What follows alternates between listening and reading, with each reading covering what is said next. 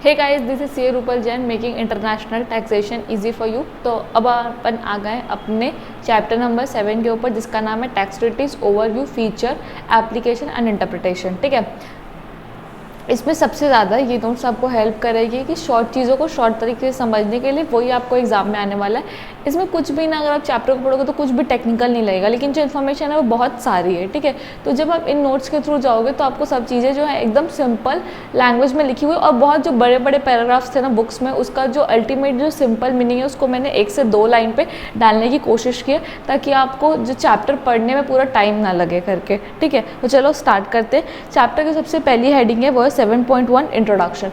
Introduction के अंदर सबसे पहले क्वेश्चन जो है वो है इंटरनेशनल टैक्स लॉ, कि जो आपका इंटरनेशनल टैक्स लॉ है वो कैसे बनता है। ऐसे कि आपका जो डायरेक्ट टैक्स लॉ है वो कैसे बनता है बेटा, direct tax act, rules, circular, notification, case laws, ये सबको मिला के बनता है। ठीक है, तो आपका जो इंटरनेशनल टैक्स लॉ है वो कैसे बनता है, तो उसके लिए एक चीज़ आती है आपकी या DTAA या टैक्स ट्रीटीज या टैक्स कन्वेंशन। ठीक है, तो ये जो अपना DTAA अग्रीमेंट होता है वो लेते हैं अपन। दूसरा कस्टमरी इंटरनेशनल लॉ, कस्टमरी मतलब जो कस्टम्स वहाँ पर चलते हैं इंटरनेशनल लॉ के, and general principle of law, जो जनरल प्रिंसिपल ऑफ लॉ है जो यूजुअली क्या बोलते हैं सब जगह एप्लीकेबल होंगे वैसे टाइप के लॉज। और तीसरा क्या है VCLT, Vienna convention of Vienna convention of law treaty, ऐसा ही कुछ है। ठीक है, VCLT it a multilateral treaty. ये एक्चुअली है क्या बेटा, ये एक मल्टीलेटरल ट्रीटी है which is signed and ratified by 2 or more countries, जो साइन हुई है और by 2 or more countries, which codifies the customary international law for interpretation of tax treaties. ठीक है, और जहाँ पे 2 or more countries मिल के साइन करते हैं ना, तो वो जो होती है वो एक मल्टीलेटरल ट्रीटी। तो मल्टीलेटरल ट्रीटी का एग्जाम्पल क्या है आपका, VCLT, Vienna convention of law treaty. ठीक है, तो इसमें आपका अल्टीमेटली क्या होगा कि सब मिला के जो अपन ऊपर में अपना जो DTAA वगैरह से वो क्या है 2 कंट्रीज़ के बीच में। अब यहाँ पे बहुत सारी कंट्रीज़ मिलके अगर एक एग्रीमेंट करना चाहती है मल्टीलेटरल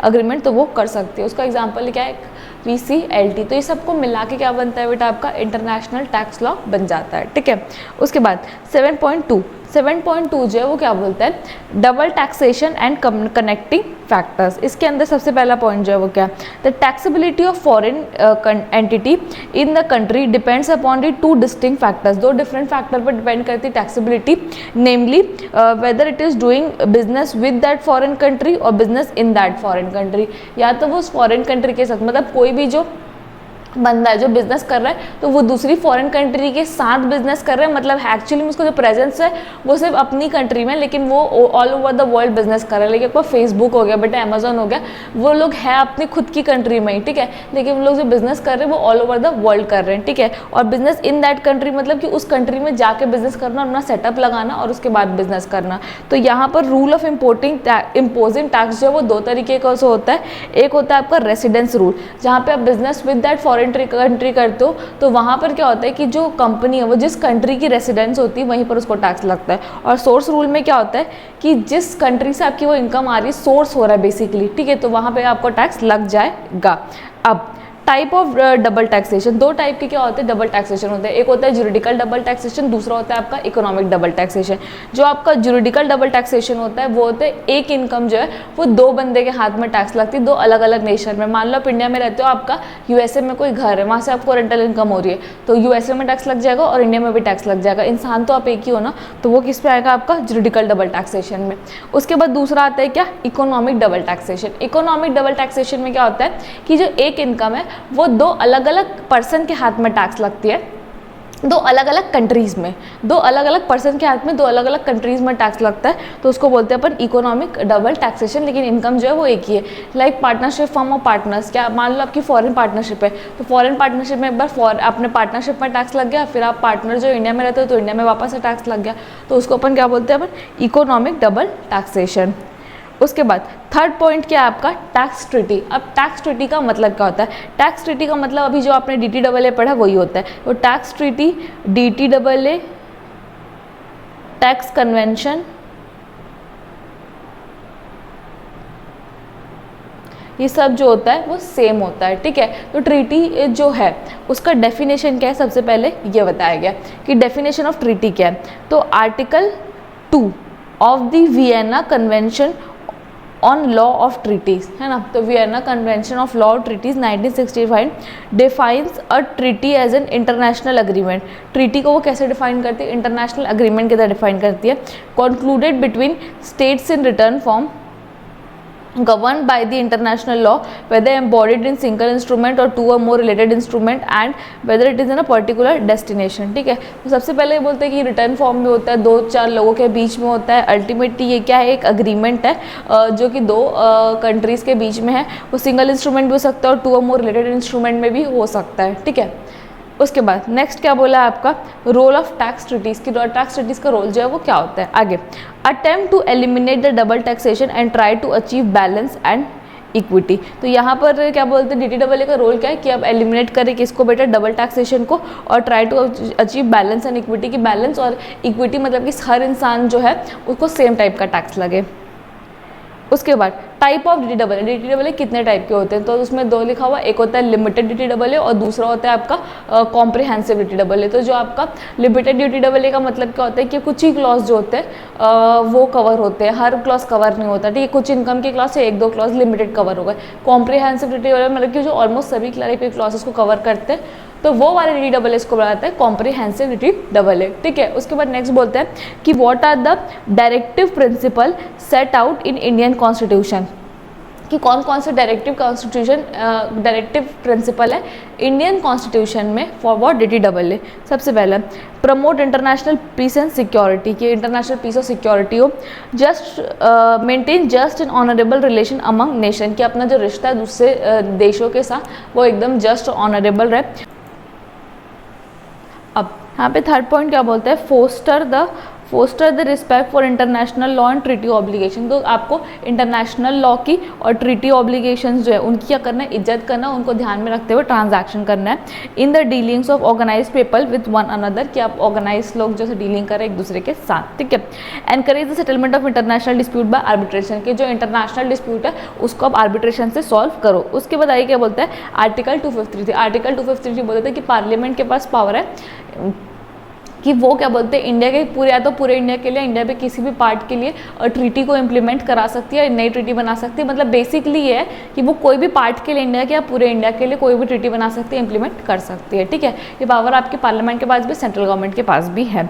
अब नेक्स्ट पॉइंट जो है वो क्या है बेटा, आपका नीड ऑफ टैक्स ट्रीटी। उसके अंदर पहला क्या बोलते हैं, द ट्रीटी शैल इंश्योर, कि ट्रीटी जो बन रही है उसको ये सब चीज़ें जो है वो इंश्योर करनी चाहिए। पहला क्या है बेटा, non discrimination between resident and क्या बोलते हैं, तो पहली बात तो डिस्क्रिमिनेशन, तो वहाँ पे आज के ज़माने में कि आप डिस्क्रिमिनेशन कर रहे हो किसी क्या बोलते हैं इंसान के साथ, तो ये बहुत ही गलत माना जाता है सोसाइटी में अपनी, विच इज़ ट्रू ऑल्सो। तो वैसे ही आपको क्या बोलते हैं इंडिया और इंडिया के बाहर के साथ आप डिस्क्रिमिनेशन करोगे तो वो भी एक क्या गलत बात है। इसलिए ये ट्रीटी को ये इंश्योर करना चाहिए कि उनके लोगों के साथ कोई भी डिस्क्रिमिनेशन जो है वो नहीं हो रहा है। ठीक है, resolution of dispute arising on account of different interpretation of tax treaty by the treaty partners, कि कोई क्या बोलते हैं उनका जो इंटरप्रिटेशन है, मतलब बेसिक ट्रीटी बना रहे हैं तो उसका इंटरप्रिटेशन भी वही लोग डिसाइड करेंगे। ये तो बाद में क्या होगा कि अलग अलग इंटरप्रिटेशन के कारण कोई डिस्प्यूट ना हो, तो ट्रीटी इतनी क्लियर होनी चाहिए आपकी कि आपका डिस्प्यूट जो है वो ना हो। ठीक है, providing assistance in collection of fair and legitimate share of taxes, कि अल्टीमेटली हेल्प करेंगे कि शेयर ऑफ लेजिटिमेट टैक्स जो अपन लोगों से वसूल सके। ठीक है, उसके बाद नेक्स्ट जो है वो क्या बोलते हैं, नीड ऑफ टैक्स ट्रीटी, की ज़रूरत क्या है भाई, टैक्स ट्रीटी की क्या ज़रूरत है। तो अब ये जो सेक्शन 90 आपको बताएगा कि क्या ज़रूरत है टैक्स ट्रीटी की। Section 90 also provide central government में enter into an agreement with government of any country outside India for what, granting relief in respect of income tax, avoidance of double taxation without creating an opportunity for non taxation। मतलब ऐसा मत हो कि double taxation हटाते तारे non taxation है जो income में टैक्स लगे ही ना। ठीक है, एक्सचेंज इन्फॉर्मेशन फॉर प्रिवेंशन और evasion of avoidance of income tax for investigation of cases और सच एवेजन एंड अवॉइडेंस। ठीक है, तो आप इन्फॉर्मेशन को क्या करेंगे, एक्सचेंज करेंगे ताकि क्या बोलते हैं टैक्स का इवेजन ना हो, अवॉइडेंस ना हो, और लोग जो हैं जैसे कि टैक्स की चोरी कर करके भागे ना बेसिकली।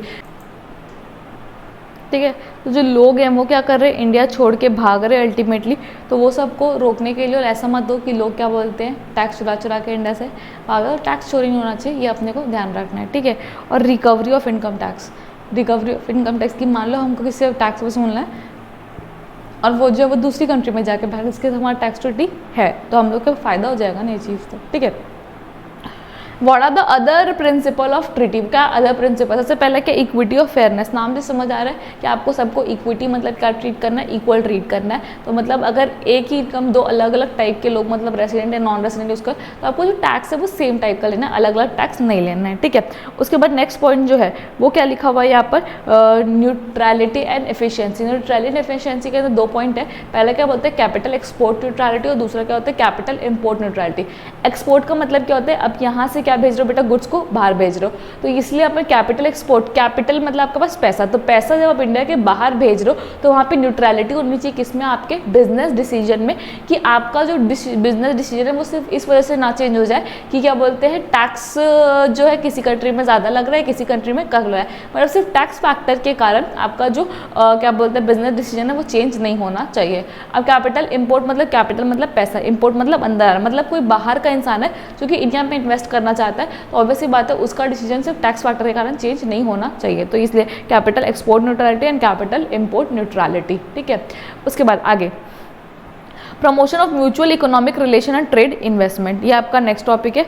इसके अंदर पहला एक लेता है tax information and exchange agreement, इसका शॉर्ट फॉर्म नेम क्या है, टिया, TIEA, tax information and exchange agreement, इसका फुल फॉर्म है क्या, टिया। तो जिन कंट्रीज़ के साथ हम DTAA नहीं बना सकते, DTAA क्यों बनता है, बेसिकली कि कोई इनकम है जो 2 बार टैक्स लग रही है, तो उसको क्या बोलते हैं डबल टैक्सेशन को हटाने के लिए हम DTAA।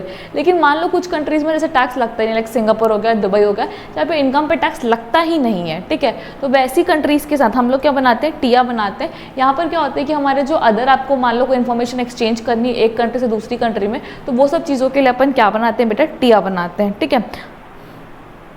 तो TIEAs are intended for use with countries for which DTAA is not considered appropriate. अब जहाँ पे इनकम पे टैक्स नहीं लग रहा है वहाँ पे DTAA अप्रोप्रिएट कैसे होगा, mainly because they have no or low taxes on income of profit. Exchange information takes through 3 ways, spontaneous exchange, exchange on request and automatic exchange.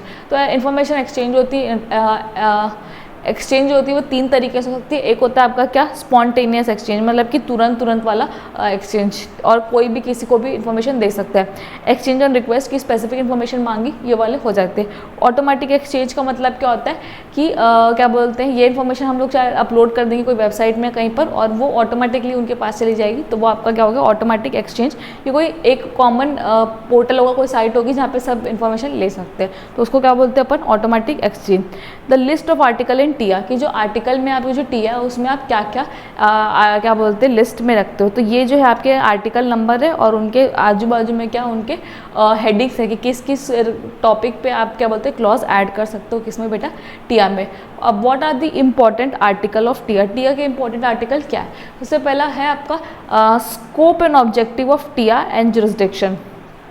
Scope के ऑब्जेक्टिव क्या है, किसका बेटा, टिया का, ठीक है, और उसका जुरिसडिक्शन कितना है। तो आर्टिकल 1 जो है वो क्या बोलता है, defines the object and scope of TIEA for exchange of matters regarding determination, assessment, collection of such taxes, recovery and enforcement of tax claims or the investigation or prosecution of tax matter. तो basically article 1 का काम क्या, object बताना, scope बताना और बाकी चीज़ें, collection of taxes, recovery होगा, enforcement of tax claim, investigation, prosecution, सब कौन बताएगा, आर्टिकल 1 बताएगा। आर्टिकल 2 जो है वो क्या बताने वाला है, contracting party is not oblige to provide information which is neither held by its authority nor in the possession or control of the person who are in within its territorial jurisdiction। Article तो ये बोलता है कि जो contracting party वो ऐसे information को नहीं देने वाली जो ना उसकी क्या बोलते हैं अथॉरिटी के पास है, ना उसके पोजेशन और कंट्रोल में जितने भी लोग आते हैं, मतलब ना तो हम अथॉरिटी के पास है, ना जो हमारे लोग हैं सिटीजन्स है उनके पास कोई इन्फॉर्मेशन नहीं है, तो वो इन्फॉर्मेशन देने के लिए ये हम लोग बाध्य नहीं है, हम लोग ज़रूरी नहीं है क्योंकि हमारे पास इन्फॉर्मेशन नहीं है, ठीक है।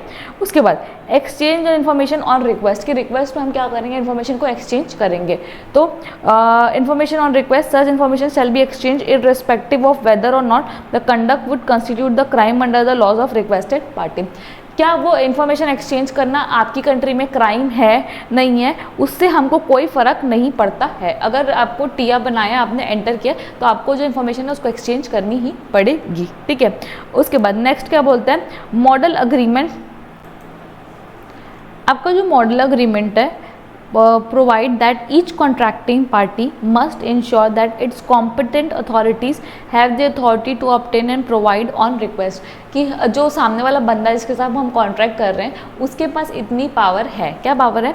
Information held by bank and other financial institution, any person acting in any agency और फिड्यूसरी कैपेसिटी हैविंग नॉमिनिटी और नॉमिनी और ट्रस्टी, कि जो इन्फॉर्मेशन बैंक के पास है, फाइनेंशियल इंस्टीट्यूशन के पास है, या कोई पर्सन जो एजेंसी में फिड्यूसरी कैपेसिटी में, उससे वो इन्फॉर्मेशन मंगवा सके. ठीक है. Information regarding the ownership of companies, partnership form, trust, foundation, ये सब की इन्फॉर्मेशन भी ये लोग मंगा सके. तो बेसिकली ये बोलना चाह रहे हैं कि हमको दूसरी कंट्री से क्या चाहिए बेटा? इन्फॉर्मेशन चाहिए. लेकिन दूसरी कंट्री उसके बाद खुद के पास भी तो पावर होना चाहिए कि वो अपने बैंक से ले सके, वो अपनी कंपनी से ले सके, वो पार्टनरशिप से ले सके. अब सामने वाले बंदे के पास ही पावर होगा कि वो अपनी इन्फॉर्मेशन मंगा पाएगा अपनी कंट्री से, तभी तो वो हमको इन्फॉर्मेशन देगा, अदरवाइज क्यों देगा? ठीक है. तो ये वाली बात जो है वो यहाँ पर सेटिस्फाई होती है. अब possibility of declining a request, कि what is the possibility of declining a request. सबसे पहले Article 7 identifies a situation which contracting party is not required to supply information in response to a request. क्या जो contracting party क्या वो मना कर सकती है रिक्वेस्ट के लिए? ठीक है. ये पूछ रहे हैं कि क्या कोई रिक्वेस्ट आई तो वो लोग मना कर सकते हैं क्या? तो आगे, a contracting party shall not be required to obtain provide information that the other contracting party would not be able to obtain under own laws for the purpose of administration or enforcement of its own tax laws. ठीक है. जो party जो request कर रही है वो सामने वाले के पास खुद की बस इतनी क्या बोलते हैं हैसियत है कि वो अपनी कंट्री से इन्फॉर्मेशन मंगवा सकती है, कि उसके पास इतना पावर है. तो जब वो खुद अपनी कंट्री से इन्फॉर्मेशन नहीं मंगवा सकती तो वो तुमसे क्या बोलते हैं मांग रही तो तुम दे दोगे? नहीं, कोई ज़रूरत नहीं, तुम मना कर सकते हो. ठीक है. उसके बाद नेक्स्ट आगे क्या बोलता है? The information if the same is not made in confirmative with the agreement, अगर अग्रीमेंट में नहीं लिखा हुआ इन्फॉर्मेशन देने के लिए तो आप मना कर सकते हो. Third case, information which would not disclose any which would disclose any trade, business, industrial, commercial और प्रोफेशनल सीक्रेट और ट्रेड प्रोसेस. ऐसा कोई भी इन्फॉर्मेशन जो ट्रेड, बिजनेस, इंडस्ट्रियल, कॉमर्स, मतलब बेसिकली जो बिजनेस को अफेक्ट कर रहे हैं वैसे सीक्रेट्स जो हैं आपके, वो वाले सीक्रेट्स जो हैं आपके उसको आप मना कर सकते हो. चौथा point, information which would reveal the confidential communication between client or attorney, solicitor or any other legal representative where such communication are produce for the purpose of seeking or providing legal advice produce for the purpose of use in existing competent legal product. अब से पहले आपको याद रखना है कि ऐसी कोई इन्फॉर्मेशन जो रिवील करी है कॉन्फिडेंशियल कम्युनिकेशन को, ऐसी कोई भी चीज़ जो कॉन्फिडेंशियल कम्युनिकेशन को रिवील करे उसके लिए आप मना कर सकते हो. Fifth point, contracting party may decline request for information if disclosure information would be contrary to public policy. अगर पब्लिक पॉलिसी के खिलाफ है अगर तो आप मना कर सकते हो. आगे, a request for information shall however not refuse on the basis of tax claim to which it relates to is disputed.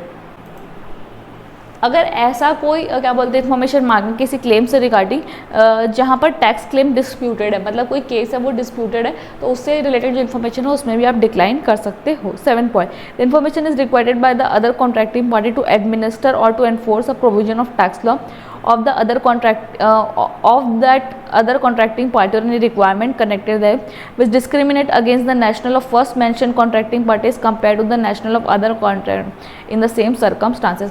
ऐसी कोई information जिसके कारण क्या हो रहा है, बेसिकली डिस्क्रिमिनेशन हो रहा कि वो लोग कोई ऐसा लॉ लगाना चाहते हैं, इन्फॉर्मेशन को कलेक्ट करके ऐसा लॉ लगाना चाहते हैं जो एक नेशनल को दूसरे नेशनल से क्या कर रहा है, डिफ्रेंशिएट कर रहा है इन द सेम सर्कमस्टांसेस. तो वहाँ वो वाले केस में आप इन्फॉर्मेशन के लिए डिक्लाइन कर सकते हो. ठीक है. उसके बाद नेक्स्ट क्लॉज जो आता है वो किसका आता है बेटा? कॉन्फिडेंशियलिटी का. कि कॉन्फिडेंशियलिटी वाला क्लॉज जो है वो क्या बोलता है? Article number 8, information must be treated as confidential. हर इन्फॉर्मेशन जो कॉन्फिडेंशियल रखनी है आपको. Information may be disclose only to the person or the authorities including court and administrative bodies. किसको दिखा सकते हो आप बेटा? कोर्ट को, एडमिनिस्ट्रेटिव बॉडीज को, of the contracting party involve in the assessment or collection or enforcement of prosecution in respect or determination of appeals in relation to और tax covered by टिया. तो बेसिकली जो डिपार्टमेंट वाले उनको दिखा सकते हैं, कोर्ट को दिखा सकते हैं, एडमिनिस्ट्रेटिव बॉडीज उनको दिखा सकते हैं. It can be disclose to any other party only if express written consent is given by the competent authority. Information may not be disclose to any. अगर आपका एक्सप्रेस रिटर्न कंसेंट क्या बोलते हैं किससे मिला, आपको कॉम्पिटेंट अथॉरिटी से मिल गया तो फिर आप डिस्क्लोज कर सकते हो, अदरवाइज डिस्क्लोज नहीं करोगे. ठीक है. यहाँ पर क्या बोलता है कि आर्टिकल 26 जो है बोलता है कि जो एक्सचेंज ऑफ इंफॉर्मेशन है between the contracting state on request should be forcibly relevant. ऐसा जो टाइम पास के लिए कोई भी इन्फॉर्मेशन नहीं मांगनी चाहिए, ठीक है। और दूसरा आपका जो DDAA के प्रोविजन है वो बाकी सेम है, मतलब, ठीक है। उसके बाद legal framework for exchange information की कौन कौन से लीगल फ्रेमवर्क है, तो ये आपका TR जो अभी तक अपन पढ़ रहे थे वो। उसके बाद नेक्स्ट क्या, introduction of anti specific anti avoidance method. जो NJ से अगर आप ट्रांजैक्शन करोगे तो क्या होगा, तो सेम जो DAA का टॉपिक है, बेसिकली ये अपना जो टॉपिक है वो ट्रांसफर प्राइसिंग में, और ट्रांसफर प्राइसिंग का जो सेम टू सेम है वैसे एप्लीकेबल हो जाएगा, ठीक है। उसके बाद फीचर्स ऑफ टैक्स ट्रीटी की, जो टैक्स ट्रीटी होती है उसके क्या फीचर्स होते हैं, ठीक है। सबसे पहला फीचर जो है वो टैक्स रेसिडेंसी। सबसे पहले क्या बोलते हैं, according to article 4 benefit of tax treaty would be available only if person is resident of the one or both of the contracting state. यहाँ पे बोल रहा है टैक्स रेसिडेंसी, मतलब बंदा जो है वो या तो एक या फिर दोनों कंट्री का रेसिडेंट होना चाहिए। If a person consider to be resident of both the contracting state then the residence of such individual will be decided as per tie breaker rule, ठीक है। अगर वो दोनों कंट्री का रेसिडेंट बन जाते हैं तो उसका जो रेसिडेंस है वो टाई ब्रेकर रूल के हिसाब से डिसाइड होगा। ऐसा हुआ था ना कि पर्सनल एंड इकोनॉमिक इंटरेस्ट, पहले तो घर देखते हैं फिर बिजनेस देखते हैं, फिर पर्सनल इकोनॉमिक इंटरेस्ट जहाँ क्लोजर है, तो वो वाली चीज़, ठीक है। उसके बाद एलोकेशन ऑफ टैक्सिंग राइट की किसके पास कितना हक है वो कौन बताएगा बेटा, टैक्स लगाने का वो टैक्स ट्रीटी बताएगी। तो allocation of taxing right between the source country and residence country, वो सोर्स और रेसिडेंट के बीच में एलोकेट करती है। Generally the resident state has the primary right to tax the global income of its resident unless it exempt the income under domestic law. Normally जो right है वो किसके पास है बेटा, रेसिडेंट वाला जो कंट्री उसके साथ है। The right of the source gets curtailed under DAA as it is always a secondary state and has a limited connection with the taxpayer। तो बल्कि उनके ये बोलना चाह रहे कि जो सोर्स स्टेट है उसका राइट जो है वो हमेशा क्या हो जाता है, कर्टेल हो जाता है, क्योंकि वो एक सेकेंडरी स्टेट मानते हैं और इसीलिए उसका लिमिटेड पावर रहता है, ठीक है।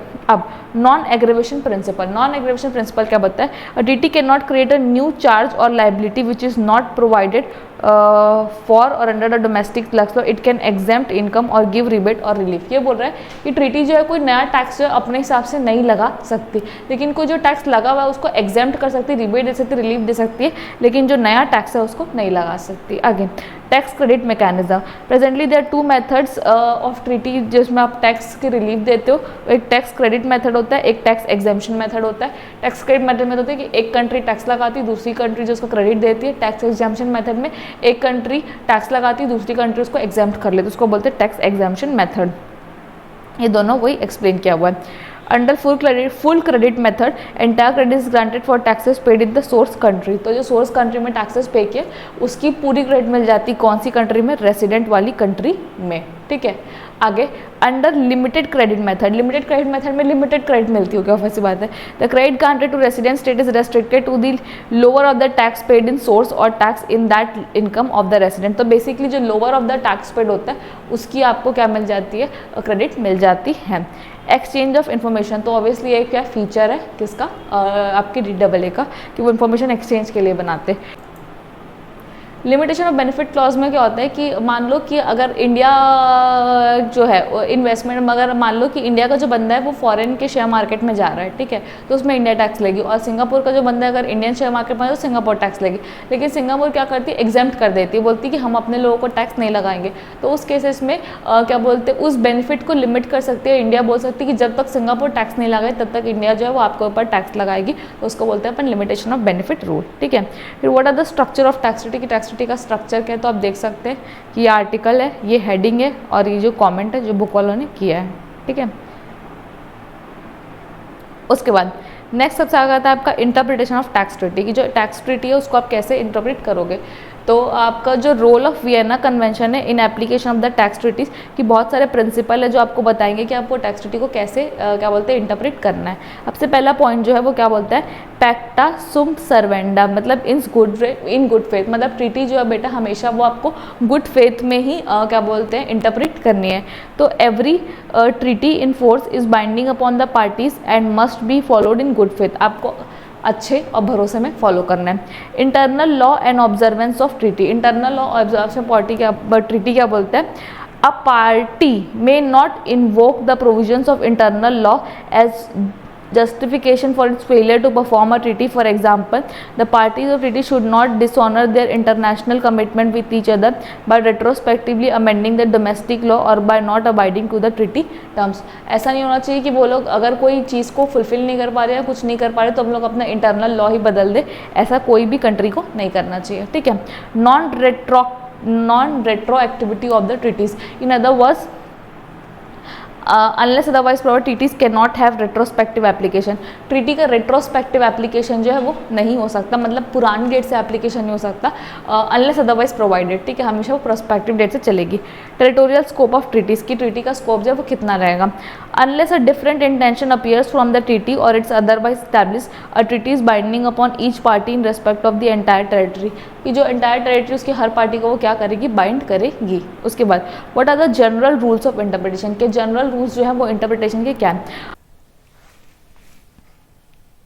Now the next point is interpretation of treaties authenticated in 2 or more languages, कि अगर ट्रीटी जो है वो 2 या उससे ज़्यादा लैंग्वेज में लिखी हुई है तो कौन सी लैंग्वेज में अपन लेने वाले. तो ऐसे तो जो बोथ आपकी लैंग्वेज है बेटा वो दोनों ही क्या बोलते हैं, क्या इक्वली ऑथोरिटेटिव है, इक्वल इंपॉर्टेंस है उसका, ठीक है. तो अगर जो मीनिंग है वो सेम है, अगर ट्रीटी में लिखा हुआ है कि जो एक कोई लैंग्वेज वो ज़्यादा ऑथेंटिकेट करके तो अपन वो वाला मीनिंग ले लेंगे. लेकिन अगर ट्रीटी जो है वो इक्वली ऑथेंटिकेटेड है और दोनों जो लैंग्वेज है उसका मीनिंग जो है वो सेम है, तो फिर जो बेस्ट क्या बोलते हैं मीनिंग जो है वो रिकनसाइल करता है, वो जो बेस्ट टेक्स्ट को रिकनसाइल करता है, ट्रीटी के ऑब्जेक्ट को या ट्रीटी के पर्पस को जो टेक्स्ट बेस्ट रिकनसाइल करता है वो वाला पॉइंट जो अपन ले लेंगे, ठीक है. उसके बाद नेक्स्ट क्या बोलता है, general rule regarding third state. तो थर्ड स्टेट के बारे में ये बोलते हैं कि अगर मान लो बायलैटरल ट्रीटीज बनी है तो एक स्टेट और दूसरे स्टेट के ऊपर ही एप्लीकेबल होगा, ऐसा नहीं होगा कि वो किसी तीसरे स्टेट के ऊपर ट्रीटी नहीं लगा पाएंगे, ठीक है. उसके बाद बोलते हैं कि validity and continuance and force of treaties, कि जो ट्रीटी है वो आपकी कब तक वैलिड रहेगी, उनका फोर्स कब तक रहेगा, वो जितना जो क्या बोलते हैं ट्रीटी में लिखा हुआ है वैसा ही होगा, मतलब कितने दूर में एप्लीकेबल होगा, कौन से टर्म में एप्लीकेबल होगा, कहाँ कहाँ एप्लीकेबल होगा, तो वो सब जो ट्रीटी में लिखा हुआ है उसके हिसाब से ही होगा, ठीक है. उसके बाद नेक्स्ट क्या बोलते हैं आपका, टर्मिनेशन और सस्पेंशन और operation of treaty as a consequence of the breach, कि अगर ब्रीच हो जाता है तो क्या होगा करके. तो ब्रीच जो है ना बेटा आपका 2 टाइप का होता है. एक होता है आपका कि जो बायलैटरल ट्रीटी बनाई गई है उससे जो ब्रीच होता है उसको बोलते हैं अपन बायलैटरल ट्रीटी, तो ठीक है. तो अगर ट्रीटी ब्रीच जो है वो किस में है, बायलैटरल ट्रीटी, ठीक है. अगर बायलैटरल ट्रीटी में ब्रीच हुआ है तो जो क्या बोलते हैं ऑब्वियस सी पार्टी है, जो अदर पार्टी है, जो अफेक्टेड पार्टी है बेसिकली जो आपकी, वो क्या कर सकती है, ट्रीटी को टर्मिनेट कर सकती है, ठीक है. लेकिन अगर ब्रीच जो है वो अगर मल्टीलेटरल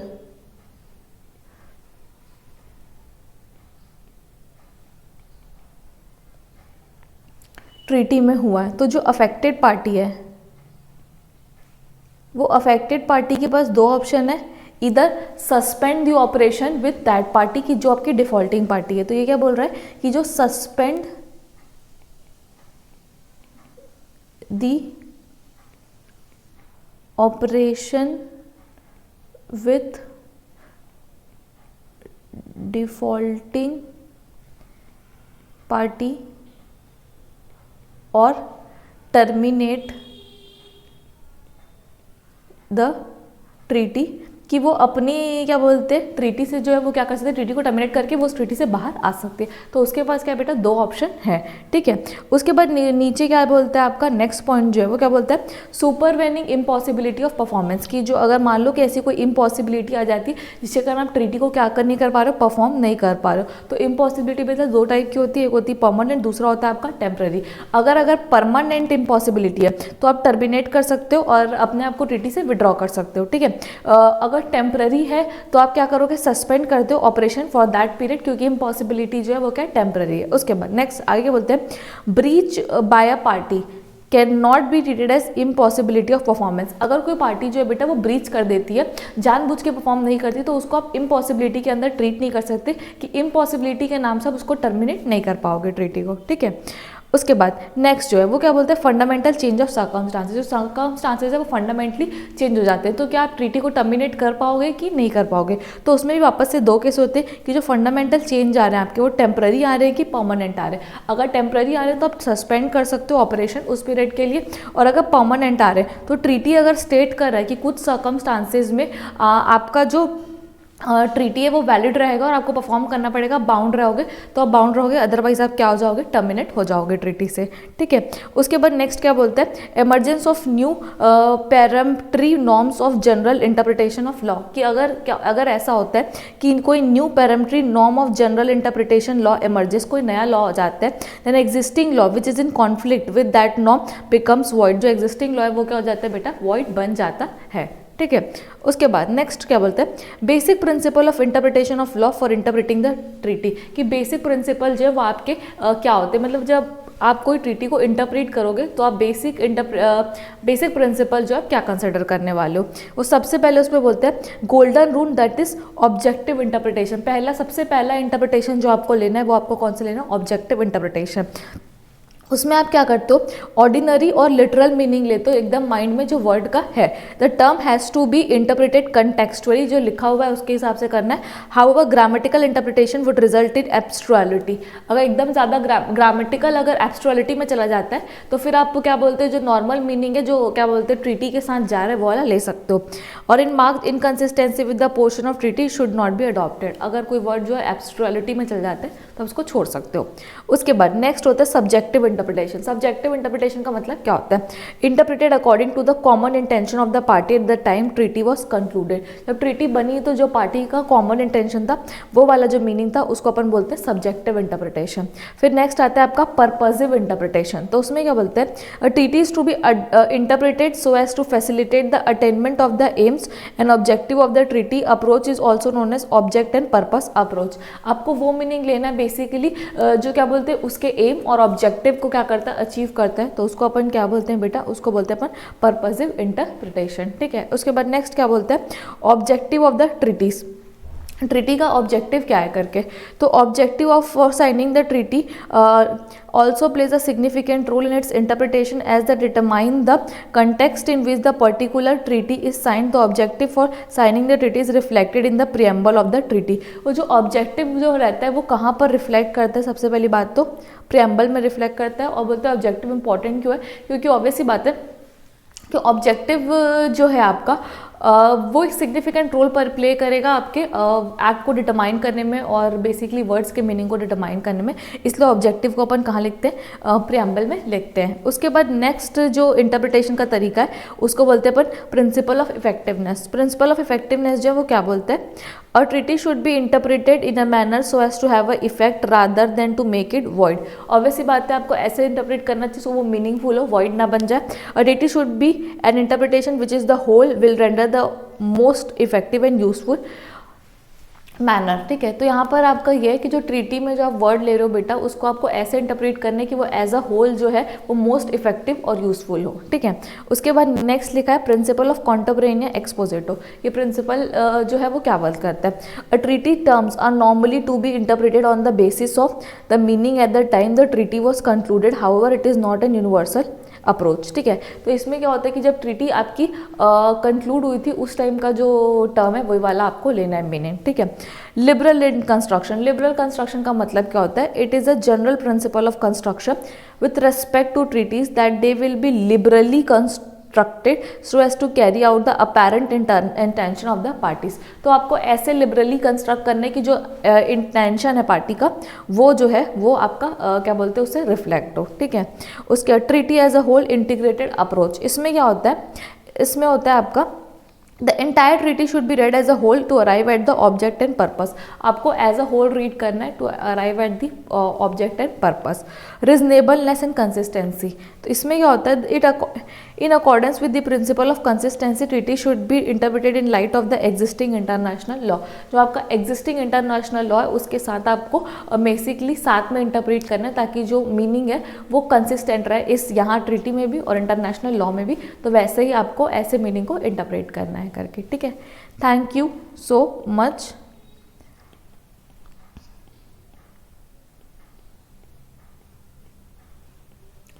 आई होप कि आपको जो लेक्चर है बेटा वो पसंद आया होगा, क्योंकि मैंने जो चीज़ें उनको बहुत शॉर्ट में करके दे दी, जो आपको रिवाइज़ करने में बहुत ज़्यादा हेल्प करेगी और आपको चैप्टर जो वो जल्दी से जल्दी क्या हो जाएगा, रिवाइज़ हो जाएगा। ठीक है, थैंक यू सो मच।